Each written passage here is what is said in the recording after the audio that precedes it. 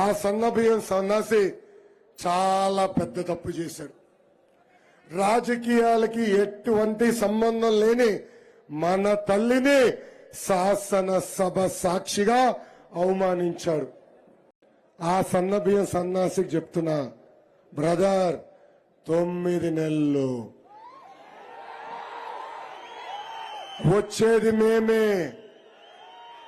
కడ్రాయర్తో గుడివాడలో ఊరేగింపు చేపించే బాధ్యత ఈ లోకేష్ తీసుకుంటాడు.